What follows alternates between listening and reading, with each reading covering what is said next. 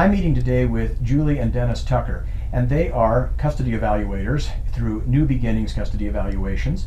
And so we're going to find out about what happens in a Utah domestic relations action like a divorce or any other kind of case where child custody or parent time or both are at issue. But before we do that, for the people that want to have the benefit of knowing how to contact you in case they need to retain a custody evaluator, they've been ordered to do so, or they've chosen to do so, or if they have questions about custody evaluations generally and want to have them answered, can you give us the contact information? I'm Dennis Tucker. I'm a licensed clinical social worker, and I can be reached at 801-979-0610. And I'm Julie Tucker, and my phone number is 801-979-0612. And we can be reached via email through nb.evals@gmail.com. Now, Julie, was that eval or evals with an S? Evals with an S. You also have a website, and what is that? nbeval.com. NB standing for New Beginnings eval.com. And that's eval without an S. Yeah. Correct. All right. So this is going to be a video for people that may have heard about custody evaluations, because if there's a dispute, the evaluator might help to shed some light on parental fitness or what some of the issues are and how they could be resolved, what the best interest of the children may dictate should be the custody arrangement or the parent time arrangement, or somebody may have been ordered already and they need to now track a custody evaluator down. Now, some people think that the evaluator is chosen by the court, which can be the case if the parties don't agree. If there are like several names thrown out and they just can't agree, but like they're at each other's throats for so many things, it may be the court does have to say, all right, if the couple can't choose, I will appoint the evaluator, I will make that choice. But sometimes it can be a matter of, well, let's see if the couple can both find someone that they think is appropriate. Is that correct? Am I on the right track? That's correct, yes. All right. So once the evaluator has been chosen by the parties or appointed by the court, take us through the process from the beginning to the end. Would you like me to go through the process? Julia, why don't you do that? Okay. As you know, every custody evaluator does things their own way in as far as procedures are concerned. One of the things that we pride ourselves on is the fact that we actually have a set standard, a practice of care that we come and we give our clients. That's important because you actually will know what's coming next in our evaluations. The very first thing we do is an orientation, which brings you in and allows you to pay for your services and gets us going down the right track to gather all the information. Well, wait a second. Are you saying that they have to pay for the evaluation? I mean, didn't the court appoint the evaluator? Doesn't the court pay for this? Isn't this something Well, the court has ordered it, but this is completely funded out of the pocket of whichever individual is decided by the court, unless you have decided beforehand which of you is going to pay for it. And that can be something where one of the parties pays for all of it, or it can be apportioned either 50-50 or in some other way between mom and dad or who the parents are. Yes, we've actually had it done several different ways where one party pays all of it or they pay equally. Either way, we usually collect the full sum of the report up front. Now, why not just get paid at the end? Because generally one of the parties is not going to be very happy. It doesn't matter how well we do our reports, it doesn't always turn out the way that you want it to turn out. So then it's a lot harder to get the payment collected. Yeah, you don't want to get stiffed, and so you get paid up front. And that's pretty standard for the court. The courts will, I should say, it's pretty par for the course. The courts will back the evaluators up on that because the courts are interested in making sure this gets done. And if you don't get paid, do you just do the work anyway? No, and in fact, interestingly enough, even in the court order, a lot of times they'll say that we don't have to start our work till 2 weeks after we have collect payment. So that's pretty standard. That's industry standard. So if they wanted to speed up the evaluation, they would actually need to pay, and then the evaluation begins. And it's funny that I'm glad you mentioned that. And what's funny is I actually remember a situation I was involved in where one parent was ordered to pay and didn't, and so my client and I decided we'll pay the full amount anyway because we don't want this to be slowed down. We can always try to get that averaged out later on, or we can try to recoup that some other way. So you don't really mind who pays it, whether they are ordered one, but you need to get paid up front is the point we're trying to make right now. That's right. Okay. And it's not just us. It's actually industry standard. Exactly. Yeah. Not when I say you, I'm referring to, unless we specifically talk Sure. about you two, we're talking about the standards generally that custody evaluators in Utah will follow. Sure. So that you've been appointed, you've notified the parties of your appointment and told them about the payment of the retainer and whoever is supposed to pay what. Let's assume that that has happened. You've been paid. What comes next? At that point, we start collecting the data. We are forensic evaluators, which means that we like to make our judgment, our clinical judgment is based upon not just our experience in the clinical world, but our practical experience, testing that tells us how people relate to the world and their neighbors, their references. We take our evaluations and research a lot of items before we make the recommendation. So how do you get, who do you get data from and how do you get it? We get the data from the parents to begin with. Okay. Generally, if you want us to have other information, for instance, if you have a neighbor or a nanny or a school professional that you think is going to say good things about you, you would give me permission to talk to those individuals. And with your permission, I would go and talk to those individuals and I would gather the data from them. So depending on the information, we first get it from the parents, and at that point, whoever else they refer us to. Do you place a phone call to the parents and conduct an interview over the phone, or do you send out intake forms, or what are the various ways that you may communicate with the parents? We do send out intake forms. Sometimes people have difficulties with computers and the internet, so the orientation is the time that if they can't figure out the internet, that we help them fill out the forms. That's when they'll come in and we can help them at that point. But we do also, we see them in person. We have a number of face-to-face interviews. We will also have a number of phone calls. How many, this is something that a little bit is kind of inside baseball that we can talk about as professionals on both ends. Sure. Is it going to be a big help to the evaluator to have a more voluminous set of witnesses, so to speak? So in other words, if it's my spouse and I give you a list of 14 people to talk to, Right. and my spouse only gives you his or her own information and maybe 2 other people, I'm going to look a lot better, right? No, that's actually not true. In Well, fact, I've got all these people. that's true, but what tends to happen is if you're telling the truth, which we like to assume you are, but if you're telling the truth, what will generally happen is that your sources or your references will continue to tell the same story over and over and over again, which doesn't really change the story. And if you're not telling the truth, well, then your sources will tell us a lot of different stories. So in the case of 14 that you said, well, that doesn't really help. In the case of 4, we do need some reference. If you have no references whatsoever, that is actually also a problem because we can't verify anything very much of what you've said. Mm-hmm. So they both can be a problem. Too much and too little, both can be a problem as far as references are concerned. And if I give you 14 people to interview, is that going to mean that my deposit covers all that? Well, we have a certain amount of hours that we devote to that. Generally, it's 4 or 5 hours that we will devote to references. Once we get to the end of that time, we don't do any other references unless there's a reason to. But in your first initial consultation, we generally state that we cover the ones that we are calling and talking to. And if you've got about 4 hours, you're going to spend how many of those hours with the parents already?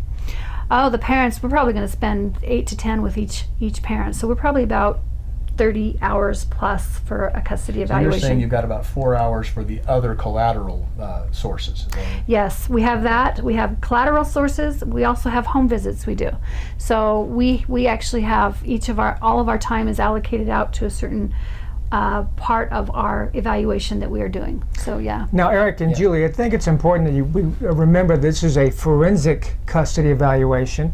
And what makes it forensic is that we seek to gather evidences to collaborate any details or any allegations that are being made. We need physical evidences that can be brought into the evaluation, and so that's what we are also seeking. Some people think forensic has to deal with an autopsy, and what Right. it actually means is just it's an analytical evaluation. Evidence-based, analytical. Evidence-based. All Which right. means that whatever evidence that you can bring, and we do, and if you state it, we do research it.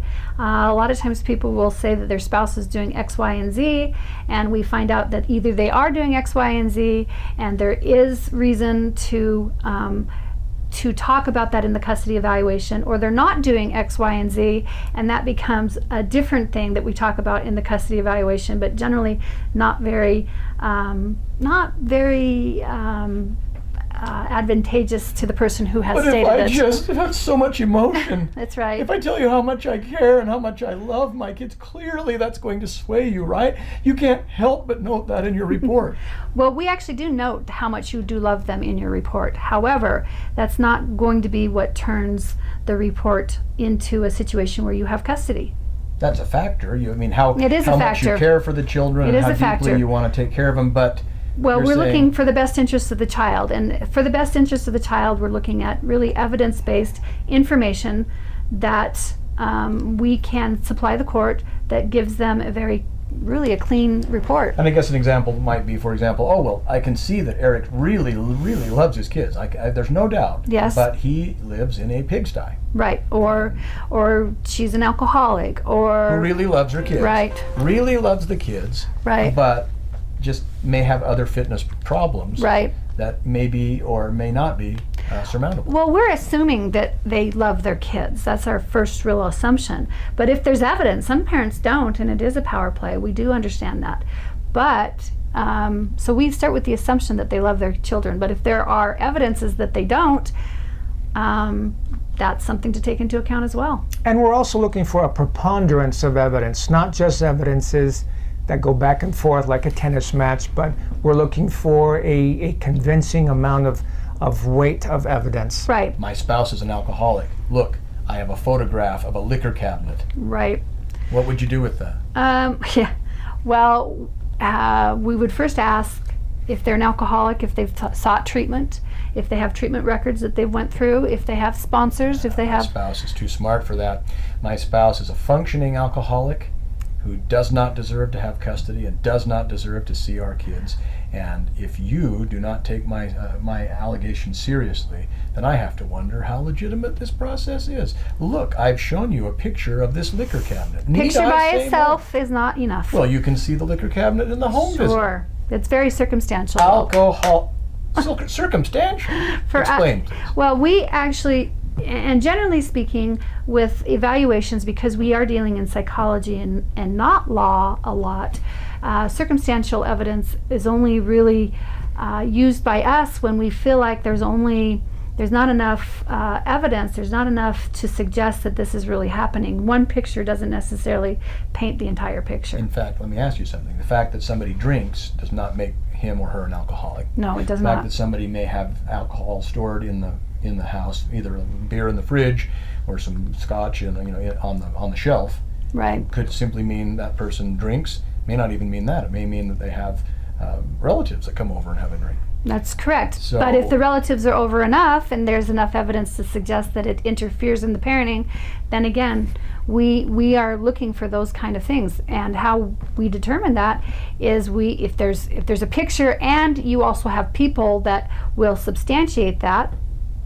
then we have a little more to go on. So If I do accuse my spouse of being an alcoholic, are there any kinds of tests that can be conducted yes, to actually, screen somebody for we substance we abuse? we do psychometric testing. Basically, we do that with everybody who comes in. So whether they say they drink or they don't drink, we have certain tests that we do that test for alcohol abuse, for child abuse, for quite a few different abuses that are going on that we give just as a matter of course when you come in. So even if you aren't telling us or we don't know, if we see some red flags come up in your testing, we will ask for more information. My spouse is a narcissist. My spouse has a personality disorder. And so, And therefore, I think we can all conclude, we can all agree. well, even narcissists can be good parents. What we're really trying to look at is not what the diagnosis of the parent is, but how it affects them and the child. By the way, we do get evidences, and so we will seek to communicate with past therapists and get part of those things as a record that we have access to. No, you can't do that. I have rights. You do. It's my private records, and you can't look at those unless I give you my permission. That's correct, but we also have to make our recommendations based upon what is before us, and if you can't give us enough evidence that would sway us to give you the right to have your child 100% of the time, or whatever it is you're asking for, we can't actually give that to you. So you absolutely have the control and the rights. Now, it's also important to recognize, though, that we do get releases of information from each party at the very beginning, and that those releases of information are vital, and without them that we cannot proceed with the evaluation. Right, the court orders a certain amount of compliance as well. So you don't have to comply, but recognize that if you don't comply, that's what we'll be reporting. That'll be reflected in That the is report saying, we wanted to get this information, either because just as a standard, a routine course of things, Right. or there were allegations that we Right. wanted to investigate, and we could have gotten further information Right. with a release of records, Right. but this They parent wouldn't give it. wouldn't Or else sometimes what has happened in the past is people have told us that they would give the release of information, but then we never got the information, and so we continue on without the information, but it generally isn't in their benefit. and they think they're going to get credit for appearing to be cooperative, it when has in to- fact yeah. they never did. Yeah. Yeah. All right. So how long does this process take? So we've been gathering data, conducting interviews, talking to the parents. Do we speak to kids? You speak to Yes, kids? we always speak to the children. I mean, if they're an infant, we don't need to speak to an infant. But generally, at least at 4 years old, we generally will bring them in. 2-year-old, we will sometimes observe them in the home, is what we usually do for a 2-year-old. A 4-year-old, depending on their ability to communicate, we can assess them. Do you ever observe the children and the parents interacting with each other? Yes. Either at home or in your office or Yes, something like both, actually. Okay. We also do home visits for both sides. We believe that we need to, if we do it for one side of the equation, that the other side also needs to have equal participation, which means we don't do a home visit for one and a dinner with another. that? So what? Just maybe 2-3 days? Maybe a week? 90 How long days it takes? is generally, they give us 120 days, 90 I think. days? Yeah. 100? Yeah. Did you say they give you up to 120 Yeah, days? they give us up to They 100. do. The courts do give the evaluators up to 120 days. So if you're shocked by that, we've inoculated you now, and that shock will wear off. That's so right. now, some people might think that I mean, it's just a couple of hours. I mean, Well, what's- for us, interestingly enough, it's generally not our end that's causing the wait. If our clients were completely compliant, had all other information, as soon as we asked for it, we could probably get it done in a week. But See, yeah, but what? generally You don't speaking, get paid. You don't get your forms. That's right. They break the they break the appointments. Yes. They don't show up. Yes. Well, and also we have to give your references the right amount of time to answer schools. And So if I give you 14 references, there's a chance there's at least 2 or 3 flakes in that That's list. right. And they might scotch the whole thing, Yep. even though you had the best of intentions. we will do a few phone calls, usually 2 or 3 phone calls, but if they don't answer after 2 or 3 phone calls, we can't chase your references down and make them give us an interview. So if people would cooperate fully Yeah. and pay their fees up front, you could get this done in a fraction of the time. Yeah, a couple of weeks at most. Okay. And No, it's also important that we weigh the evidences. If you've given us an extensive phone Yes. list of people that are calling or other types of evidences, we actually have to go through that and to look at those things. And That's so right. that's also part of it. And emails. So you may have a whole bunch of emails. All of those are important. We want all of that information. just don't rush you.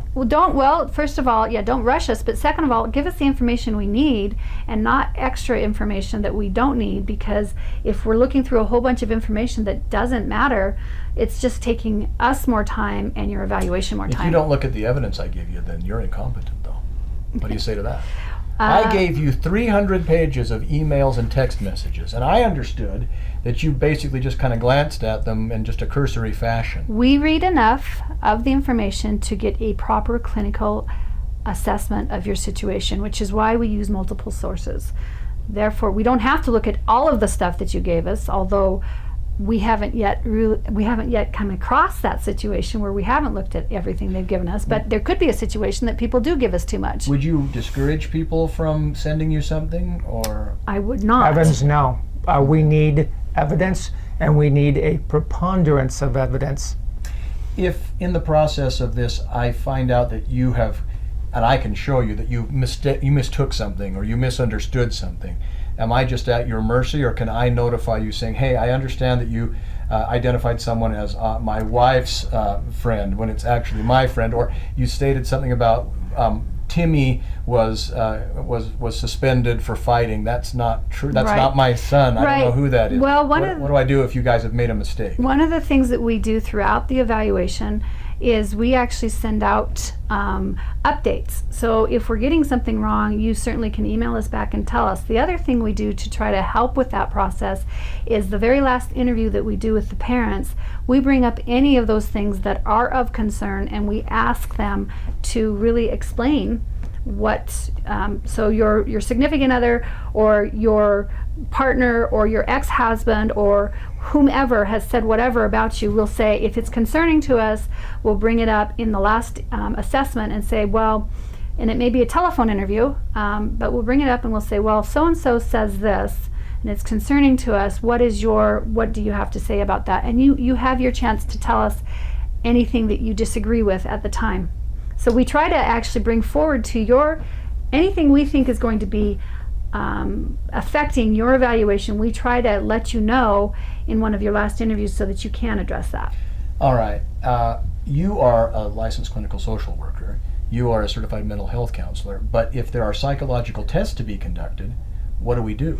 Well, I'm actually a clinical mental health counselor. Clinical mental health counselor. What if there are tests that neither one of you are allowed to perform? How do you make that part of your process? Well, first of all, I actually have additional training from the NBFE, National Board of Forensic Evaluators, where I can do what's called level C testing, which includes the MMPI and many other tests, and almost all of those are covered in it. But if I can't, which is not likely, but if I can't do it, Dennis can't do it because he hasn't been trained. I have been trained. But if I can't do it, then we have to find an individual who is certified in giving those tests. And indeed, the rule does provide for that. Where That's it says right. That the evaluator can then can bring in a psychologist or someone else who is the certified, expertise. and then you just simply get that information back and add that into your report. And because we're part of the National Board of Forensic Evaluators, we actually have a whole group of people that we can bring that forward to and ask them their opinion on certain things that we may not have the expertise in. So you've done your evaluation itself. What comes next? Do you then go to court and present that in court, or how do people find out what you have found at the conclusion of your work? I'll let you speak to this, Dennis. There's actually something called a custody evaluation settlement conference. And at that conference, I bring a report that has a summary of some of the key findings as actually required by statute, and that is brought to the summary settlement, and which then gives the findings. Who comes to this settlement conference? You do, obviously. Who else is there? Is this conference held with the judge or commissioner as part of this group? Correct. Okay. And then do you The talk attorneys. to okay, so if mom or dad have attorneys, they're there, and then mom and dad as well? Yep. Okay, so everybody's there. What is the purpose of this settlement conference? Typically what they want to do is find out what the custody evaluator recommends, and then at that time they decide whether or not to accept the custody evaluator's recommendations or if they want to take it to trial. And typically if they want to take it to trial, then oftentimes I'm ordered to actually write the forensic custody evaluation, which is a different document than the settlement report. And so that's very different, and that will then actually have an additional fee because it's now the full report, and that can actually go from perhaps 10 to 16 plus pages, whereas the custody evaluation settlement conference report is basically almost about 6 pages. So it's quite a bit more evidences, quite So a you don't bit. put all your cards on the table at the settlement conference? No. You know? It's not required by Utah law. In fact, they don't want it that way unless they actually go a bit deeper. That's, But- yeah, what they're saying is true, by the way. So if you don't believe them, you can take it from me too. That's that. Yeah, they're not supposed to lay all their cards on the table. They're not supposed to give you a comprehensive report. It's really a summary of what you've done and then recommendations. That is correct. And if the parties say, okay, well, either they like it or they're like, well, I don't like it, but I don't think I can do any better, then they may just agree to settle that child custody and parent time issue right then and there. Or like you said, saying, no, I'm pretty sure I can show that Dennis is full of it and that he got something wrong and I'm going to take this to trial. And do you actually come to the trial then and testify? If I am requested to do so, then yes. Otherwise, no. The custody evaluation actually, the report actually stands for itself. Though, if I am required, then I do show up. It depends And on is the that- attorney. And is that part of the part of the fee? Is that the deposit? No, that actually brings additional fees Right. that come, and it's not part of the custody evaluation fee process. Okay. And do you know what that is generally, or just for yourself? Julie, what is that? For what? For the For what the do you court charge? Well, we Appearances charge to come- $250 an hour if we go to court. And we charge $500 for the written report. Up until that point, the first part of our custody evaluation is meant to take you to the pretrial or to the conference settlement report. So unless you have additional factors which we're unaware of. So it's meant for 2 adults and 2 children. So the first fee goes to that. And so you've got up to 120 days to complete the evaluation. Correct. Then you have up to 45 days to hold the settlement conference. Correct. And so this can end up taking a 6 very long months, time. 6 yeah, months to a year or longer. longer if people aren't cooperating If and they're not cooperative, participating it can take a fully. very long time. Okay. And then, after all that's done, they are not stuck with your recommendation. They can accept it if they want, but if one of them doesn't want to, or both of them, they can then take it to trial and then argue over custody, and irrespective of what your recommendations are. True. But this brings up the next question. But I mean, clearly the court's just going to rubber stamp whatever the evaluator says, right? Not necessarily so, which is why we need a preponderance of evidence in a custody evaluation. Okay, so let's assume you have a preponderance of evidence. I mean, the judge is going, hey, that's a Yeah, preponderance. no, I agree. No, he's not going to. Yeah. He's not going to just rubber stamp it. You need to be prepared that you can fight the custody evaluation at any time. And one of the things that I always recommend throughout the custody evaluation is if you disagree with your settlement conference, you definitely want to pay to get that written report, because that's where you're going to be able to best see what the custody evaluator, what their reasoning was. And the judge is not bound by your No, recommendations. actually, even though we're you are bound. It's mental the health- other. yeah. It's the other way around. We're bound by what he says. Yeah, so even though you may make a recommendation for sole custody or joint custody Yep. or some kind of split custody arrangement, the judge can say, well, thank you very much, but I disagree, and I Yep. can do basically Yep. whatever I feel is in the child's best interest, Yep. even if I differ with you. Yep. The and judge is the judge. The judge is. Yeah. So we have to do whatever she or he says that we're ordered to do. We don't supersede judges. We just let them know what our clinical opinion is. You've done an excellent job of giving us an overview of that custody evaluation process, what it costs, what it entails, the time that it takes, and exactly how much weight or credence the court gives that. And I appreciate that. And I'm sure that you've been benefited from this as well. And so I Right. appreciate that. Before we finish, would you please give us your contact information one more time? Sure. Dennis Tucker, licensed clinical social worker. My phone number is 801-979-0610. And I'm Julie Tucker. I'm a clinical mental health counselor, and my phone number is 801-979-0612. And our email address is nb.evals@gmail.com with an S, and our URL is nbeval.com. With no S. Thanks so much. All right, thank you. Thank you, Eric.